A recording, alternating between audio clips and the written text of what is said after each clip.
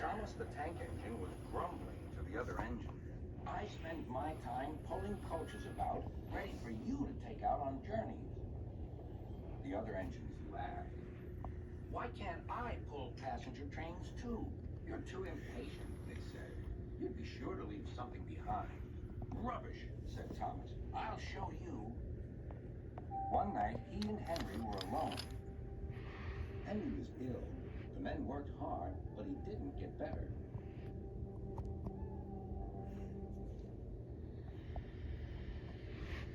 He felt just as bad next morning. Henry usually pulled the first train, and Thomas had to get his coaches ready. If Henry is ill, he thought, perhaps I shall pull his train. Thomas ran to find the coaches. Come along, he fussed. There's plenty of time, they grumbled. Thomas took them to the platform and wanted to run round in front at once. But his driver wouldn't let him. Don't be impatient, Thomas. Thomas waited and waited. The people got in. The conductor and station master walked up and down. The porter banged the doors, and still Henry didn't come. Thomas got more and more excited. Sir Topham Hatt came to see what was the matter, and the conductor and station master told him about Henry. Find another engine, he ordered. There's only Thomas, they said. You'll have to do it then, Thomas. Be quick now. So Thomas ran round to the front and back down on the coaches, ready to start. Let's not be impatient, said his driver. We'll wait till everything is ready. But Thomas was too excited to listen. What happened then, no one knows. Perhaps they forgot to couple Thomas to the train, or perhaps the driver pulled the lever by mistake. Anyhow, Thomas started without his coaches. As he passed the first signal tower, men waved and shouted, but he didn't stop.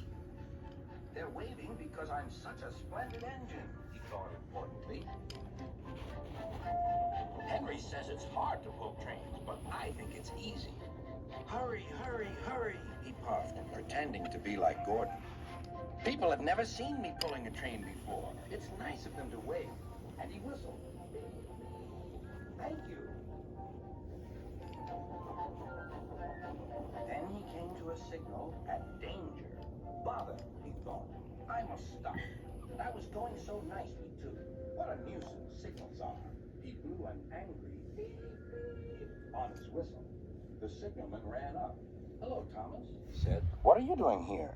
I'm pulling a train, said Thomas. Can't you see? Where are your coaches, then? Thomas looked back. Why, bless me, he said, if we haven't left them behind. Yes, said the signalman. You'd better go back quickly and fetch them. Poor Thomas was so sad he nearly cried. Cheer up, said his driver. Let's go back quickly and try again.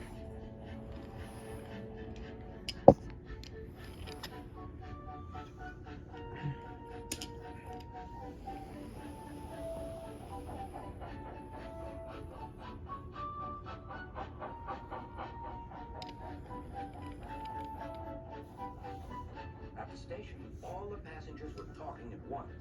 They were telling Sir Topham Hatt what a bad railway it was. But when Thomas came back, they saw how sad he was and couldn't be cross. He was coupled to the train, and this time he really pulled it.